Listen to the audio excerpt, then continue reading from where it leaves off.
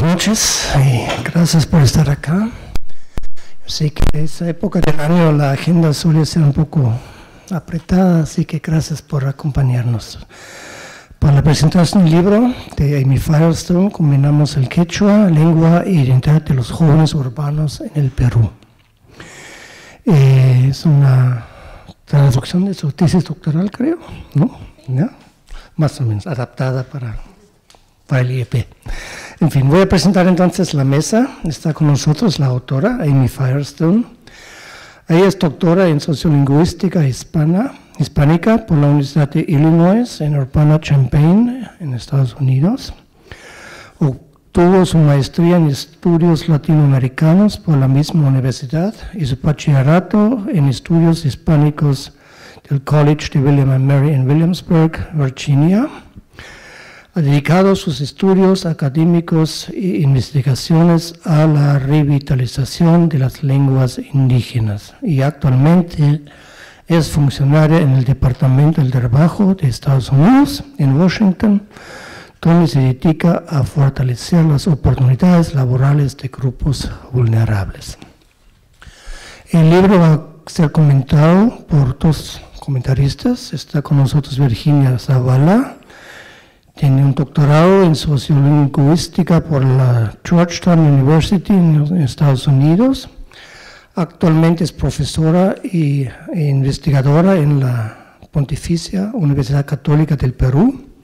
Tiene varios libros que abordan temas como la lengua y la educación a partir de la etnografía y del análisis del discurso. Entre sus publicaciones se encuentran, por ejemplo, 10 encuentros, el 10 entre comillas, 10 encuentros con la escritura, escuela y comunidad en los Andes peruanos del año 2002. Otro libro es Oralidad y Poder, herramientas metodológicas, junto con Víctor Vich, que es miembro de la casa acá. Y tenemos también Decir y Callar, Lenguaje, Equidad y Poder en la Universidad Peruana, junto con Carolina Córdoba del año 2010. Y el otro comentarista es Luis Andrade. Luis es doctor en lingüística con mención en estudios andinos por la Universidad Católica. Es profesor asociado del Departamento de Humanidades de la PUC y sus áreas de interés académicos son la lingüística andina, la lingüística de contacto y las aproximaciones sociales y etnográficas a la historia de las lenguas. Tenemos que cada uno unos 15 a 20 minutos de los comentaristas y después una respuesta, un comentario a los comentarios de Amy. Empezamos con Virginia. ¿Está bien? Ok.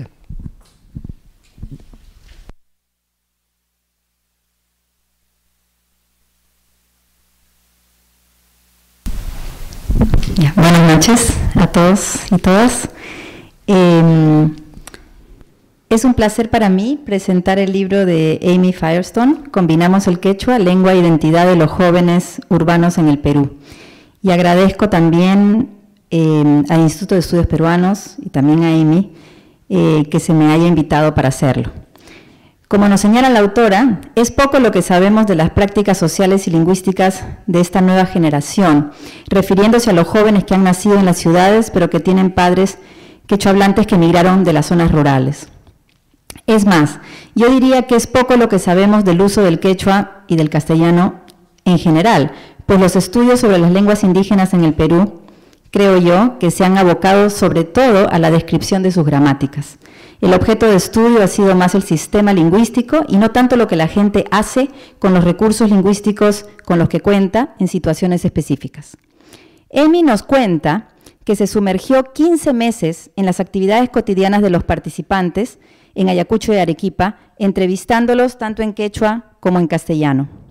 Es más, ella privilegió la observación participante en diferentes espacios de manera sostenida para averiguar cómo habla la gente y por qué lo hace de esa manera. Y esto es algo que no es fácil de hacer. Se me viene a la mente, por ejemplo, la noción que acuñó ya hace varias décadas William Labov, aquella de la paradoja del observador, que se refiere a cómo hacer para observar el habla de personas en contextos donde no se sienten observados. Amy nos dice que su estudio busca cubrir el vacío que separa los campos de la sociolingüística y la antropología mediante un enfoque etnográfico. Y creo que esto es un punto central a tomar en cuenta. Sabemos que las líneas que separan las tradiciones como la antropología lingüística y la sociolingüística se han vuelto cada vez más tenues. Es más, la sociolingüística contemporánea se inserta en una perspectiva postestructuralista y crítica que se distancia de conceptualizaciones modernistas y positivistas del lenguaje y la sociedad, y que tiene como unidad de análisis a la práctica social y no al sistema, la estructura o la competencia lingüística. El libro de Amy es un gran avance en la incorporación de la etnografía y de un enfoque interdisciplinario en la sociolingüística de hoy. Además, el trabajo de Amy nos muestra la importancia de mirar la situación de las lenguas originarias en los contextos urbanos. Sabemos que de acuerdo al censo del 2007, más del 75% del Perú era urbano. A pesar de esto, en el imaginario de las personas, las lenguas indígenas siguen asociadas a las zonas rurales, a la pobreza, al bajo nivel de instrucción educativa, etc. Las lenguas indígenas están en las ciudades y en Lima de manera muy fuerte, y son precisamente estos usos en las ciudades, creo yo, lo que puede ir cambiando poco a poco las ideologías asociadas a ellas. Según la autora, la bibliografía anterior ha encontrado que se usa cada vez más español en la ciudad y que no se valora el quechua. A contraposición de esta idea, su investigación señala que las prácticas lingüísticas, la estoy citando, y culturales son más complejas. Amy plantea la importancia de considerar los factores sociales que influyen en la vitalidad del quechua más allá de la transmisión generacional. A pesar de que los jóvenes tienen padres quechuahablantes y mantienen redes sociales en el campo, en las ciudades e incluso en el extranjero, se pueden dividir, según la autora, en dos categorías de jóvenes. Y eso es lo que hace ella en el libro. Jóvenes más chakra, dice ella, en el sentido de más, ¿no es cierto? Más chakra, y jóvenes menos chakra, dependiendo del vínculo que mantienen con la chakra o con la zona rural. El estudio de Amy revela que el concepto de chakra es central para la vitalidad del quechua. En el caso de los jóvenes más chakra, que son aquellos que además usan la lengua en mayor medida, la autora plantea 5 factores sociales que influyen en el uso de la lengua. El espacio de la interacción en el marco de un continuo rural a urbano, es decir, se usa más español mientras más urbano es el espacio, las actividades sociales en el espacio, los interlocutores y el tema de la conversación, en la medida en que todas esas cosas se vinculan o no con la chakra. A continuación voy a presentar algunas reflexiones personales a partir de la lectura del libro. Quisiera problematizar algunos puntos con miras a generar discusión y futuros estudios. Amy analiza las formas lingüísticas que utilizan los miembros de las familias observadas y se da cuenta de los préstamos lexicales y gramaticales del castellano en el quechua, los cambios de código entre castellano y quechua y el uso de lenguas mixtas. En torno a esto último, la autora examina, y la cito, otras interpretaciones de las variedades mixtas del quechua que incluyen una combinación de préstamos lexicales españoles y distintos patrones de cambio de código. Hay personas, por ejemplo, que han hablado del quechuañol. No sé quién ha dicho tacu-tacu lingüístico. ¿Quién ha sido esta persona? No me acuerdo. Bueno, son términos que aluden, digamos, a esta mezcla, ¿no es cierto?, entre el castellano y el quechua. Así entonces, más allá de español y quechua, la autora señala que una nueva generación de jóvenes urbanos ayacuchanos habla una variedad mixta de ambas lenguas, que los miembros de una de las familias ayacuchanas llaman combinado. Por eso tenemos el título de Combinamos el quechua. Para la autora, los jóvenes urbanos pueden emplear el quechua, el castellano o una mezcla de ambos, dependiendo de dónde se encuentren en la ciudad. Mientras leía el libro, me preguntaba si la noción de combinado constituye un término émico que emerge del trabajo de campo o un término técnico traído por la investigadora al análisis de los datos. La autora cuenta que las hermanas Hernández en Ayacucho le dijeron que hablan combinado y que los jóvenes, particularmente aquellos que son clasificados como más chakra, discuten su conocimiento lingüístico del quechua y también se refieren al combinado. No obstante, más allá de este comentario de la autora, creo que a veces no se consignan las voces de los participantes reflexionando sobre su uso del combinado, sobre qué sentido tiene para ellos, sobre cómo lo valoran o quizá lo sancionan y sobre cómo lo enmarcan en ideologías lingüísticas particulares. En algún momento la autora menciona que las hermanas Hernández asumen que no se trata de la forma correcta de hablar el quechua, pero a su vez en otra ocasión afirma que se concibe el combinado de forma positiva.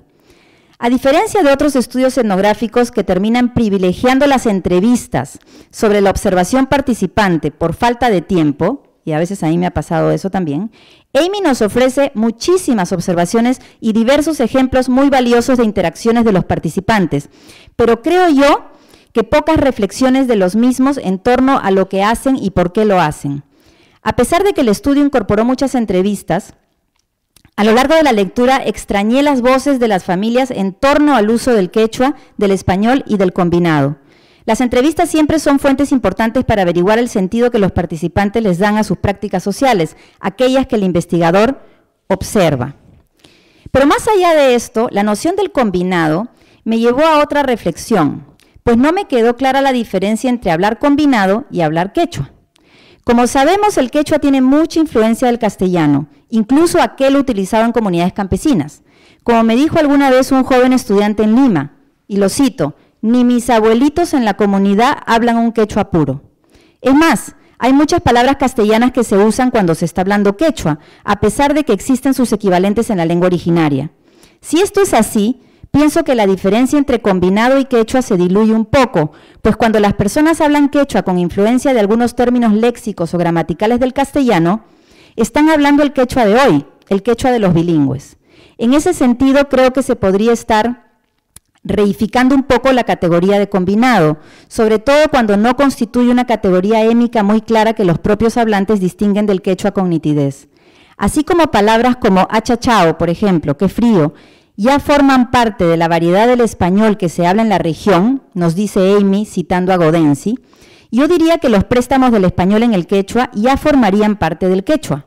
Es más, en los ejemplos propuestos por la autora, me es difícil encontrar ejemplos de quechua puro, diferente del combinado, pues incluso los padres de estos jóvenes, es decir, los nativos quechuahablantes, lo usan con préstamos del español y también alternan el quechua y el español intersentencialmente, es decir, entre oraciones, a manera de cambio de código.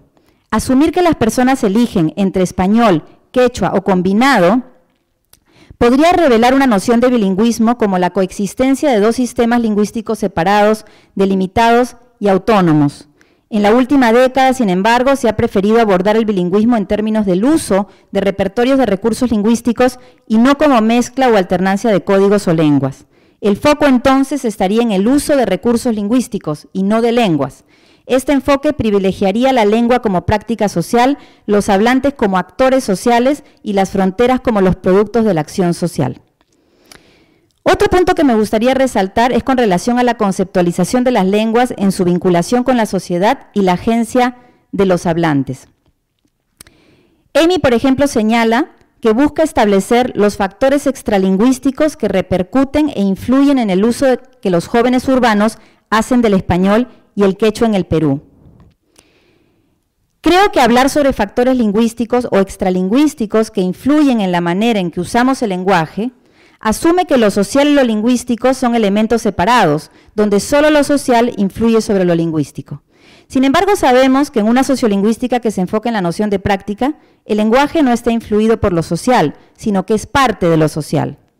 De hecho, esto implica mirar la construcción lingüística de la identidad en la interacción social, como Amy bien lo dice en el libro, y la relación entre la agencia individual del hablante y los procesos y estructuras sociales a gran escala.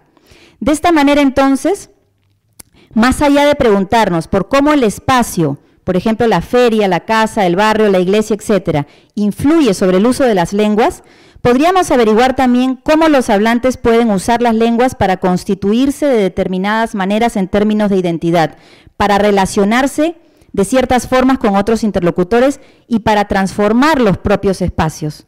Sabemos que los contextos no están dados de antemano ni son fijos, sino que se transforman a partir de las acciones de los hablantes. Y el uso del lenguaje es siempre una forma de acción. En el libro, la lógica expuesta es que mientras más urbano es el espacio, más castellano hay. Aunque podría resultar útil pensar en espacios más orientados al español, estoy citando una parte del libro, sabemos que el espacio no determina el uso de las lenguas totalmente. En Lima, entonces, no se usaría el quechua, y sabemos que esto no es así. Esto nos lleva a pensar en las asociaciones entre prácticas lingüísticas y espacios como más inestables, menos predecibles y mucho más dinámicos. ¿Qué está pasando, por ejemplo, con el quechua en los espacios virtuales? ¿No se trata acaso de un mundo desterritorializado donde el quechua se está usando cada vez más y donde la noción de chakra no está presente? También extrañé un poco el espacio de los nuevos medios en la vida de los jóvenes. Amy encuentra muchas cosas interesantes. Nos dice, por ejemplo, que en la feria ganadera se prefiere el castellano con los jóvenes que no son amigos, que casi todas las interacciones entre los jóvenes tienen lugar en castellano, que jamás se usa el quechua con clientes o vecinos que no son cercanos, que lo que ella denomina el espacio a puertas cerradas es un lugar importante para las interacciones en combinado o quechua, que lo privado y emocional favorece el uso del quechua, que el quechua jamás se empleó en las interacciones en las que se ofrecía un servicio en las tiendas de las familias, por ejemplo, que los jóvenes usan el combinado debido a la presencia de las madres, que las bromas generan el uso del castellano y del quechua y del español, entre otros puntos. Me quedo con preguntas de qué hacen las personas cuando pasan del quechua al español o del español al quechua en una sola interacción, en el marco de la idea de que el uso del lenguaje no solo está influido por lo social, sino que también lo construye. ¿Qué hacen los jóvenes de forma habitual y no consciente? Pero ¿qué hacen también de forma consciente para lograr efectos particulares? Amy nos da indicios sobre esto, como cuando señala que el cambio entre las lenguas podría estar construyendo una transformación en la distancia social entre los interlocutores, pero creo que habría mucho más por descubrir y averiguar. Es interesante, por ejemplo, cuando Amy constata que las personas siempre responden en castellano cuando suena el celular, o usan el castellano en las transacciones de la tienda, a pesar de que el comprador puede ser una persona proveniente del campo. Pero podría pasar que luego de iniciar la conversación en castellano se usen recursos del quechua. ¿Por qué ocurre esto? ¿No es acaso riesgoso iniciar una conversación en quechua en ciertos contextos si es que esto va a perjudicar la imagen que quieres proyectar? Me pregunto yo. ¿El uso del quechua con los compradores campesinos no podría estar posicionándolos como hablantes que no saben castellano y por lo tanto como inferiores? Cuando el uso del quechua ya no presenta un riesgo y la situación está segura, las personas pueden usar recursos de esta lengua para reconstruir su relación social con interlocutor. Esto explicaría, por ejemplo, que algunos jóvenes participantes casi no usan el quechua, pero sí lo hicieron cuando alguna vez llamaron a Amy al extranjero. Amy nos dice también que los hijos de la familia Martínez en Ayacucho usan más frases en quechua en el espacio a puertas cerradas y que esto se podría vincular con el hecho de que ahí ninguna persona desconocida podrá escucharlos. ¿Por qué ocurre esto? Aquí es importante pasar de la variable de la competencia del hablante a la del sujeto oyente, pues más allá de cuánto las personas saben la lengua, es crucial considerar cómo su uso los posiciona frente a otros. No debemos olvidar que el lenguaje tiene una función interpersonal y vinculante muy potente y que nos sirve no solo para transmitir información, sino también para posicionarnos identitariamente y para relacionarnos con otros de diversas formas. El trabajo de Amy abre las puertas a muchas preguntas y a cambios que se están avisorando con relación a las lenguas originarias en los espacios urbanos. Ella se da cuenta, por ejemplo, que hay un mayor interés por el quechua, pero que este no está relacionado con la familia, sino más bien con las oportunidades que puede representar. También nos dice que el quechua ha ganado prestigio en la universidad y es considerado un activo para cualquier carrera. Para la familia arequipeña, por ejemplo, el quechua también sirve para conseguir visa para Estados Unidos. Por ejemplo, los miembros de esta familia decían que hablar en quechua en la embajada, ¿no es cierto?, e identificarse como indígena quechuahablante, a pesar de que en otros contextos no se identifican como indígenas quechuahablantes, te favorece en la obtención de la visa. Y además, hablar en quechua, dicen otros, te sirve para poder ser un buen político y ganar votos en la campaña. Todo esto en el marco de una nueva ideología de la lengua como mercancía que habría que estudiar. Quiero terminar tomando la distinción de la cadena entre cultura indígena e indianidad, para atreverme a decir que el quechua está dejando de asociarse a esta última categoría. Mientras que por muchos siglos el quechua se ha vinculado con la indianidad, vale decir, se ha conceptualizado como un rasgo típico de una condición social de pobreza, analfabetismo, desamparo, rudeza campestre y fracaso en el logro de un progreso educativo, hoy en día y en algunos contextos comienza a representarse como un recurso en el marco de una cultura andina contemporánea, que como dice Amy, no se asocia necesariamente al significante de indígena o al de mestizo. Sabemos que mientras que el quechua represente un estigma histórico colonial de inferioridad, se buscará abandonar a toda costa. Pero felizmente sabemos también que los cambios ideológicos en torno a las lenguas se construyen desde las prácticas, es decir, desde lo que las personas, y aquí los jóvenes tienen un protagonismo importante, hacen todos los días. Solo me queda decir que espero que el libro de Amy sirva como estímulo para muchos otros estudios que deberían mirar las prácticas del lenguaje con un ojo etnográfico y crítico. Muchas gracias.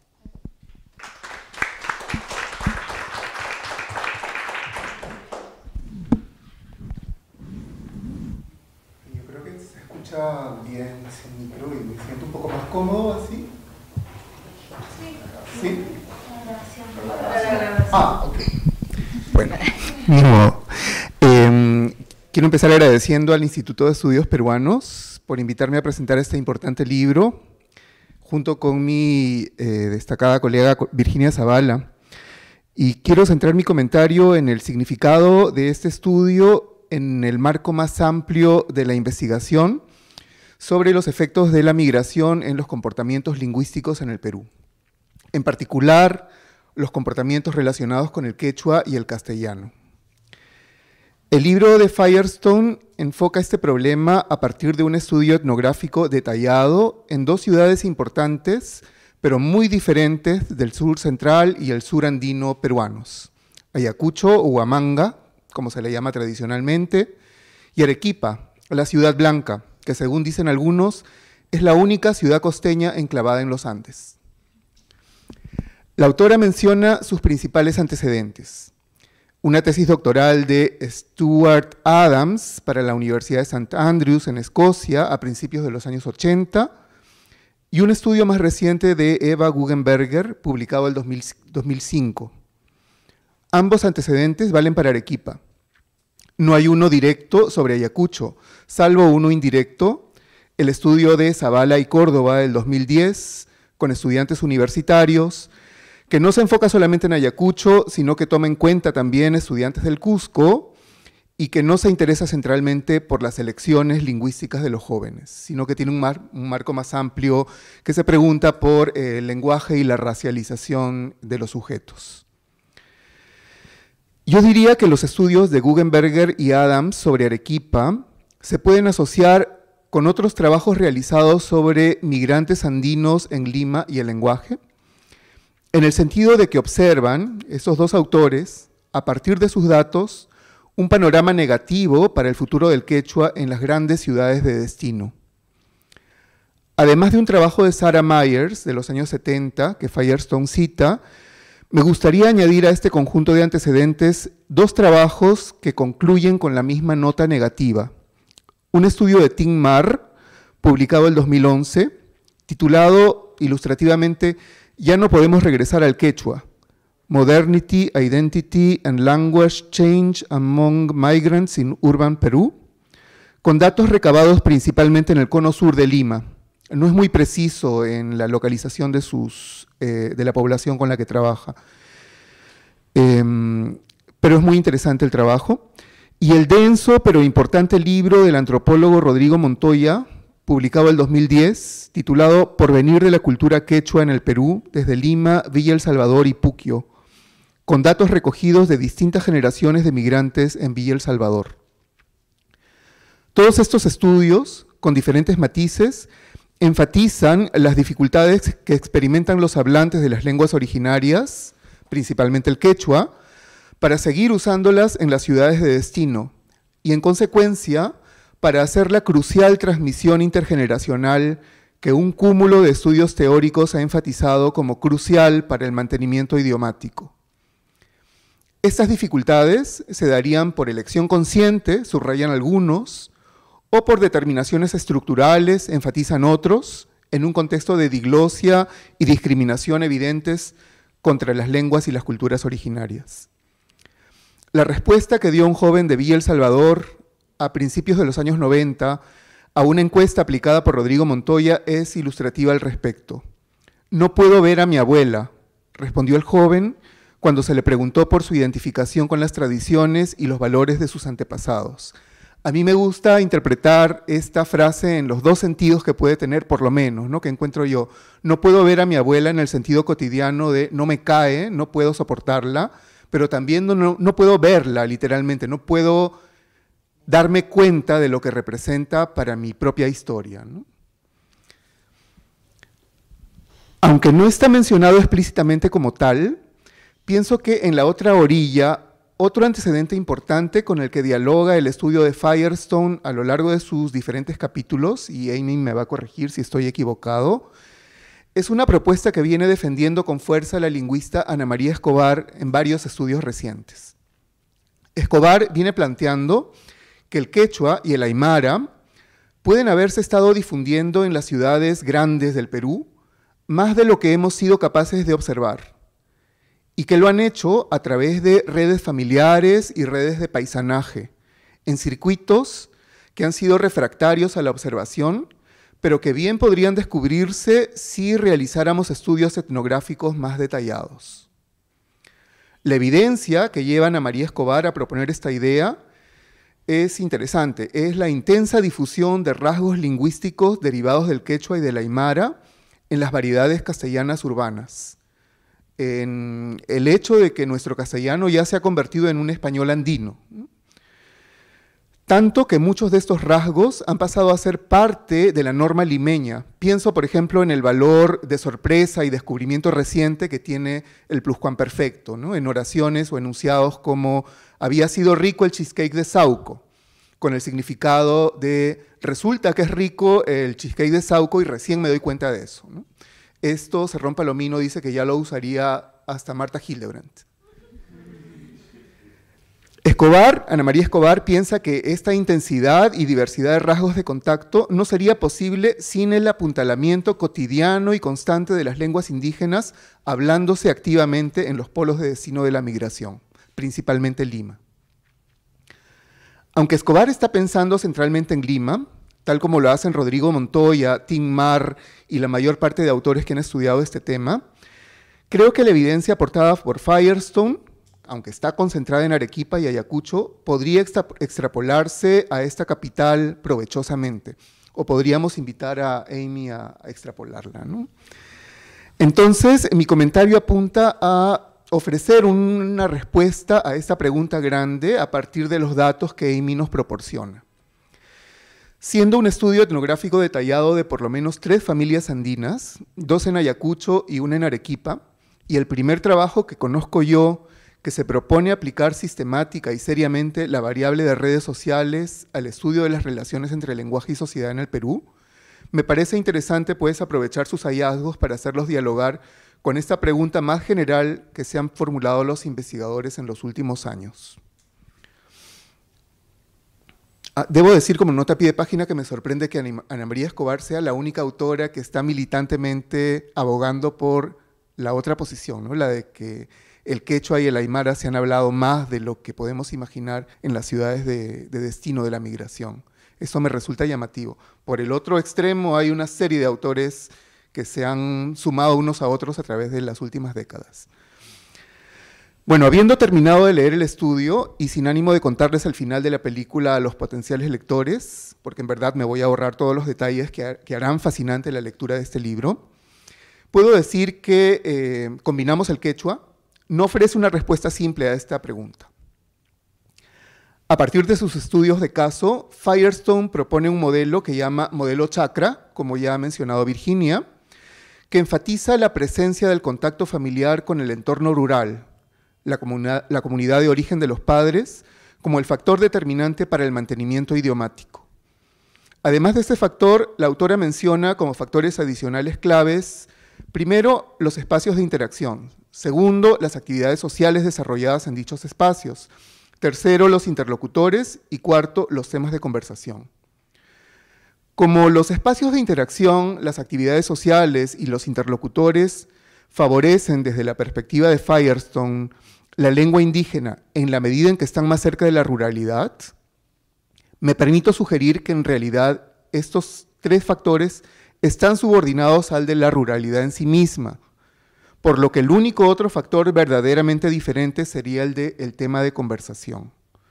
Tendríamos así, en este modelo, el contacto con la vida rural y las tierras familiares como el gran factor determinante para el mantenimiento idiomático y como un factor adicional el tema de conversación, pues como afirma la autora, y cito, entre los jóvenes el quechua tiene un valor simbólico mayor en ciertos temas. Sí convendría especificar cuáles son porque no me queda muy claro a partir de la lectura del libro. No es el idioma por sí mismo, entonces, el que despierta mayor o menor identificación u orgullo étnicos.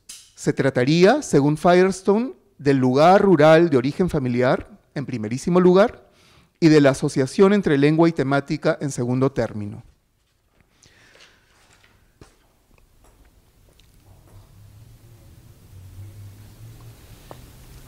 ¿Cómo se podría aplicar entonces el modelo chakra a la pregunta por el mantenimiento idiomático en grandes ciudades como Lima?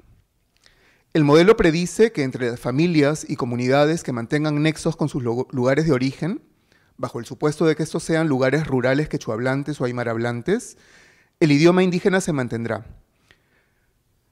Mientras que entre las familias y comunidades desvinculadas de sus lugares de origen y de sus chakras en el sentido amplio, en el sentido simbólico, como la familia arequipeña que ella estudia, la lengua originaria tenderá a desvanecerse con el paso de las generaciones. La vida rural, pues, la chacra, sería el gran anclaje que permitiría a los migrantes, como sucede con las hermanas Hernández de Ayacucho, mantener un nexo activo con hablantes dominantes de quechua, y en esa medida seguir hablando y recreando la lengua originaria en las ciudades de destino e integrándola con el castellano en variedades nuevas como el combinado, que Firestone propone, pero que a mi modo de ver, y como ya ha señalado Virginia, falta caracterizar con más detalle. Ese sería, pues, un factor tanto más importante que la transmisión intergeneracional misma, señala la autora, quien ha estudiado justamente dos casos en los que los padres están ausentes en el polo de migración, bien porque permanecieron en la chacra o bien porque se mudaron al extranjero en busca de mejores ingresos. Entonces ahí el modelo de transmisión intergeneracional justamente no funciona, ¿no? Para responder a la pregunta inicial, a esa pregunta grande, habría que saber entonces en qué medida las diferentes comunidades migrantes en Lima mantienen nexos fuertes con sus lugares rurales de origen. Esto determinaría las diferencias entre aquellas poblaciones migrantes que mantienen la lengua y aquellas otras que la sustituyen por el castellano.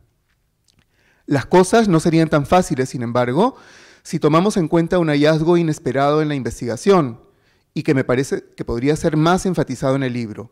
Me refiero a la identificación de lo que la autora llama una ideología nueva, y a la que Virginia también se ha referido, de valoración simbólica del quechua por parte de los jóvenes de primera generación a partir de los nuevos marcos interpretativos que propone la sociedad globalizada. Virginia creo que se ha referido a esto como la ideología de la lengua como mercancía, ¿no? Este hallazgo dialoga bien con los estudios de Huber, que está con nosotros en la mesa, acerca de los nuevos hábitos de consumo cultural, por ejemplo, entre los jóvenes ayacuchanos. Tal como vienen enfatizando diversos autores en el marco de la lingüística sociocultural, la globalización y la migración vienen cambiando el mercado lingüístico en el sentido de que las lenguas originarias cobran nuevos valores y nuevos sentidos, especialmente entre la juventud. Por ejemplo, como medios de construcción identitaria y de creación artística, como plataformas de acción política y como instrumentos para la performance de una autenticidad bilingüe o bicultural localizada en mercados simbólicos cada vez más complejos. Esto, en línea con lo que propone Ana María Escobar, abre nuevas posibilidades para el quechua y el aymara, hay que reconocerlo. En este sentido, podríamos pensar, le preguntaría a Amy, que no basta con identificar los nexos con la vida rural para responder a la pregunta por el destino del idioma originario en las grandes ciudades. Significaría entonces que deberíamos atender también a las nuevas identidades emergentes entre los jóvenes y a los nexos simbólicos que ellos establecen con el idioma de sus padres y abuelos.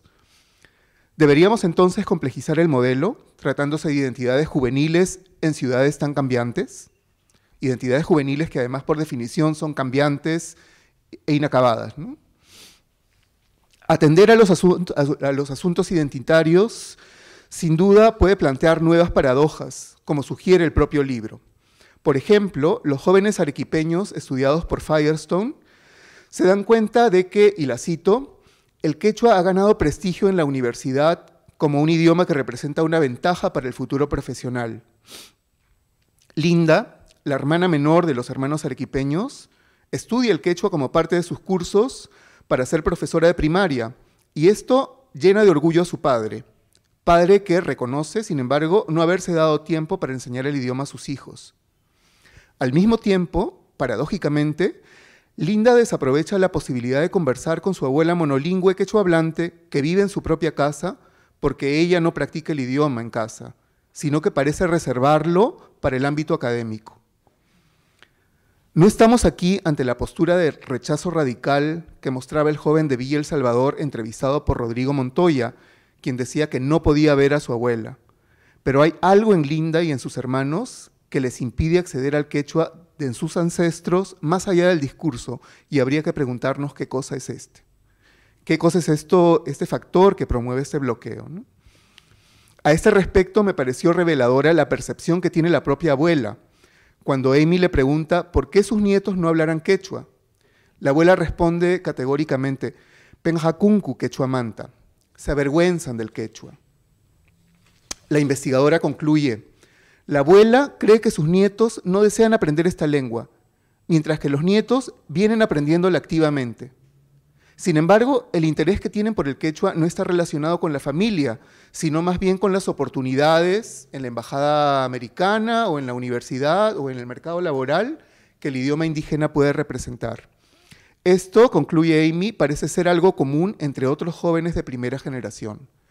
A mí estos hallazgos me parecen tan importantes, o tal vez más, que el peso del contacto con el espacio rural. En el año 2007, Rosalind Howard publicó en esta misma casa editorial y con el IFEA un estudio en el que destacaba la ambivalencia presente en los discursos de los entrevistados bilingües que tienen el castellano como lengua predominante en su posicionamiento hacia lo indígena. Howard decía que, la cito, ellos vacilan antes de rechazar o aceptar plenamente el componente indígena probable o posible de sus autobiografías personales, componente que paradójicamente parece ser deseado, soñado, admirado y a la vez despreciado.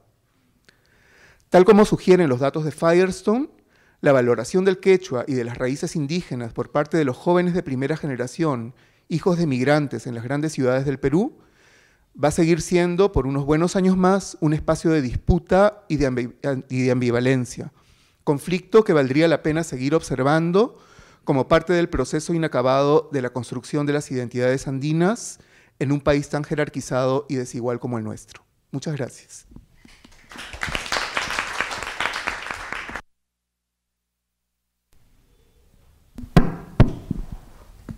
Bueno, muchas gracias por los comentarios y realmente quiero agradecer al EEP por todo el trabajo que han hecho para promover esta presentación y el libro. Y para mí es un gran honor estar en Lima después de 6 años de estar en Estados Unidos.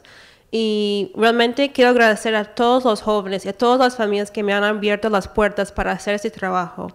Como mujer, como extranjera, ese trabajo ha sido sumamente difícil. Yo sé que en la lectura del libro se han dado cuenta de todas las limitaciones que tenía como mujer. Y este libro es mayormente sobre las mujeres, y eso no lo hemos mencionado muy bien, porque las mujeres eran las únicas que me invitaron a sus actividades diarias. Los hombres, de hecho, no me dejaron entrar en sus espacios. Así que casi todos los datos vienen de las experiencias vividas con las mujeres, con las amigas, con las vecinas. También quería mencionar y responder a algunos de los comentarios, pero también quería decir que desde el 2004 o 2005 vengo trabajando sobre el quechua en el Perú, también en Bolivia. Estudié el quechua en la Universidad de Illinois con el profesor Clodoaldo Soto y también en Cusco. Y he tenido la oportunidad de estudiar con muchos jóvenes en Arequipa, Ayacucho y realmente con muchas otras personas. Pero este tema para mí es muy personal y eso quería mencionar. Desde cuando era niña yo escuchaba un idioma en casa que no era el idioma, hablado en la calle. Era la lengua judía. Y desde cuando era niña yo no sabía que yo hablaba otro idioma, que yo entendía otro idioma que no era el inglés. Por eso yo dedico este libro a mi mamá y a mi abuela y ellas fallecieron hace más de 10 años, porque para mí fue la inspiración para entender más sobre el quechua. En el 2005 o en el 2002, cuando vine al Perú por primera vez, descubrí una cultura muy rica, ¿no? Personas que hablaban otros idiomas, ¿no? Que no eran español. Cuando era niña, yo empecé a estudiar español y entendí que el español era la lengua de los latinoamericanos. Sin embargo, cuando yo estaba viviendo en Bolivia en el 2002, comprendí que había mucha más diversidad de lo que nos enseñaban en las escuelas. Eso para mí fue muy importante, porque nunca me enseñaron que había personas que hablaban otros idiomas. También en las ciudades, ¿no? Yo no tenía que ir muy lejos para encontrar una persona que no hablaba castellano. Y para mí eso fue muy importante para entender, ¿no?, la vitalidad del quechua en los centros urbanos. Y como mencionó el doctor Andrade, la profesora Ana María Escobar también trabaja mucho sobre las lenguas en contacto. También propone que el quechua y aymara todavía son habladas en muchos lugares en el Perú, en Bolivia y en Ecuador. Y por el trabajo que he hecho con ella a través de los años, ella me dijo, Amy, tienes que entender si estas lenguas están vivas. Yo creo que sí. Entonces yo venía a hacer proyectos pilotos en Cusco, Ayacucho, Arequipa, y escuchaba como la misma sensación que tenía cuando era niña, cuando yo escuchaba a mis abuelos hablando en la lengua judía.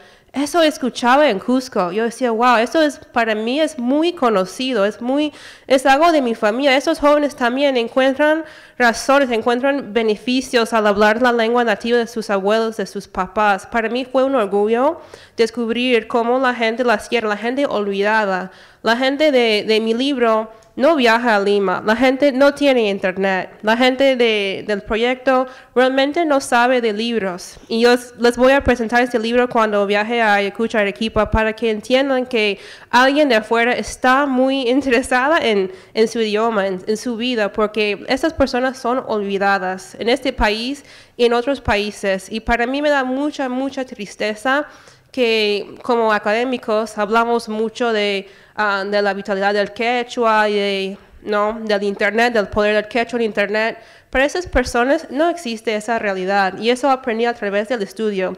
Ni siquiera, y eso es una respuesta a la pregunta de la profesora Zavala, no podía hacer entrevistas con estas personas. Era muy delicado intentar hacer una entrevista con los participantes de este estudio.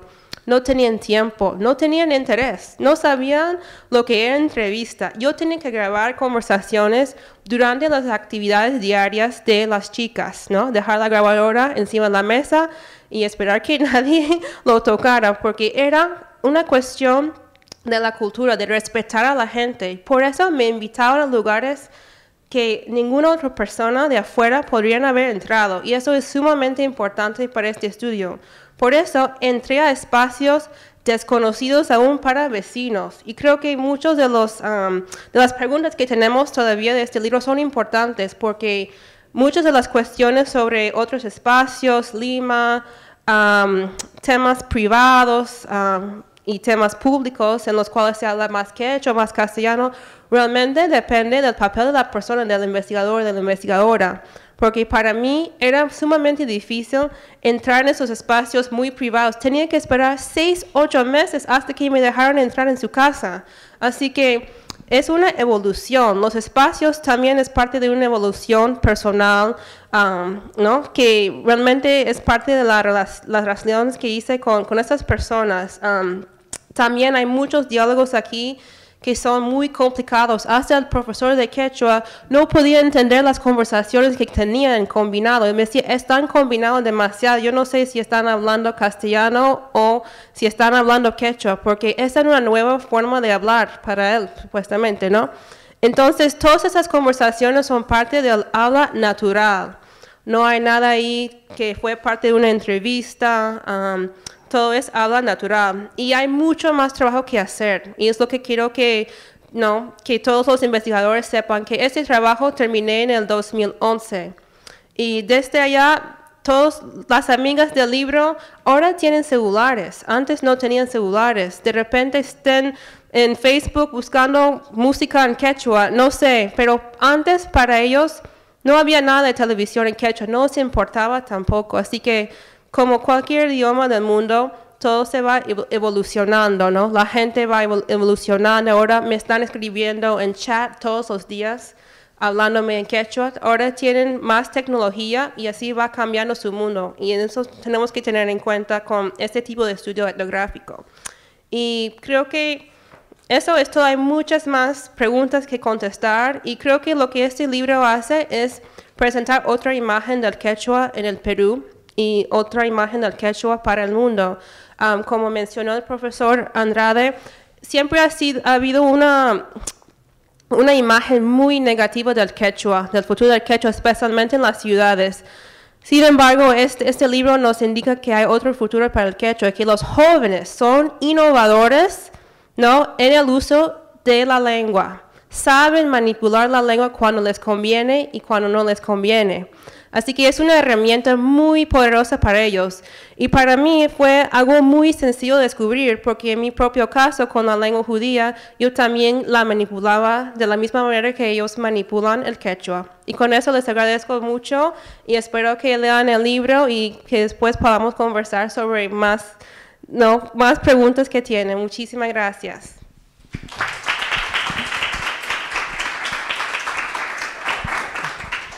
Bueno, muchas gracias Virginia, muchas gracias Luis por los comentarios, gracias a Amy por confiar en el IEP para publicar ese libro y bueno, están invitados a leerlo y ahorita están invitados a seguir conversando con una copa divina acá afuera en el patio. Muchas gracias a todos.